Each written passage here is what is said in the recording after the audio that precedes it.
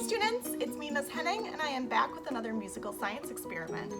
So last week I didn't have one. I was a little busy making that video of all the music teachers singing. I hope you got to see it and I hope you liked it. The week before that, we made the toilet paper tube with the wax paper on top. And remember how that kind of gave you sort of a robot voice? That's because the wax paper was vibrating.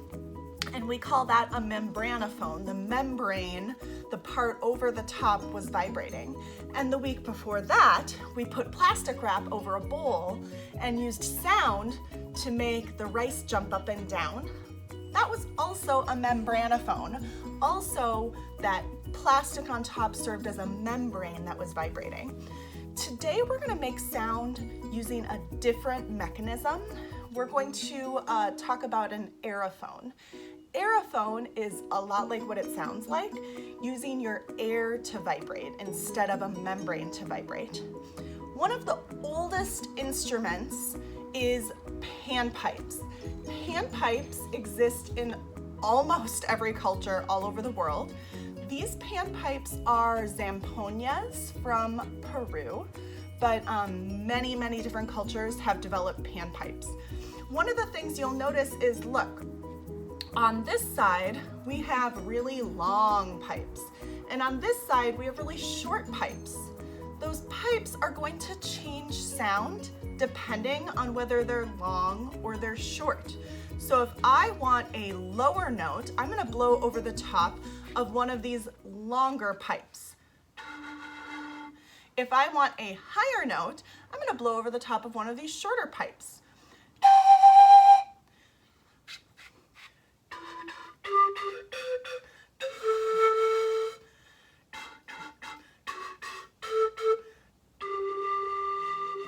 Yeah?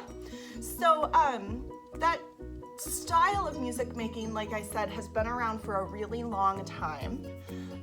But it's something that we still use in lots of other different types of instruments. So see if you can think of some other instruments where you're blowing, you're using your air, and something longer or bigger is going to be lower, and something shorter or smaller is going to be higher.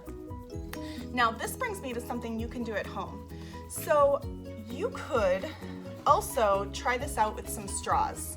Now straws aren't going to be nearly as loud, but when you blow over the top, you can get a little bit of a pitch. And that is affected by how long the straw is. So you're gonna need some straws, you're going to need a pair of scissors, and you're gonna need some tape. I chose some pretty tape, but you can use any type of tape.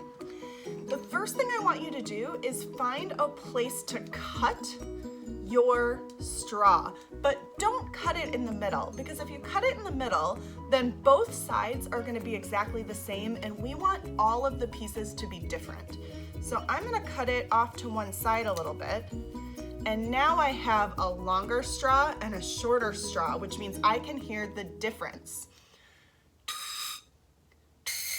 Oh yeah, that one's definitely higher. Excellent. All right, I'm gonna put these down. Now, I'm gonna do the same with each of these straws. I'm gonna just find a different place to cut them.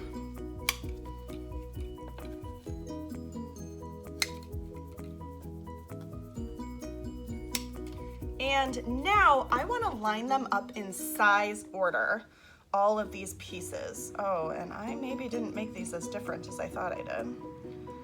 Okay. Oh,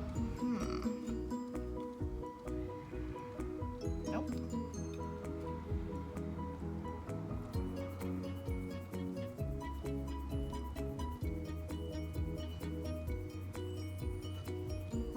All right, I think that's size order, just like my Zamponia here. And just like the Zamponia, one side is going to be even, then the other side is uneven. So I want to make it nice and even on the one side. Great. Once I have it nice and even, I'm going to take my tape and I am going to tape near the top, just like how this piece on the Zamponia is holding together the top. Uh-oh.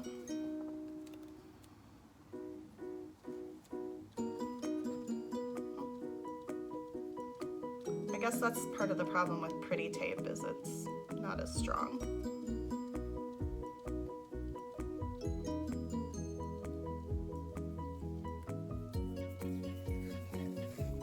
There we go.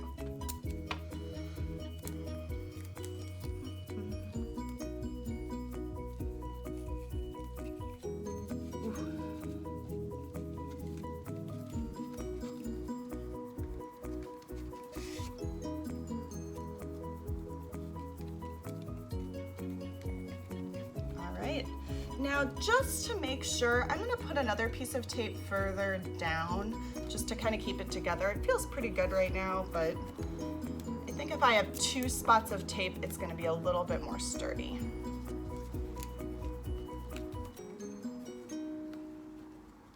All right. And now I have my own Zamponia, my own panpipes.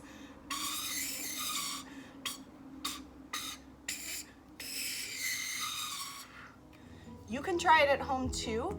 You can hear the vibration of the air through the different tubes, making longer and shorter sounds. So you have made your own aerophone. I would love to see photos and videos of your panpipes.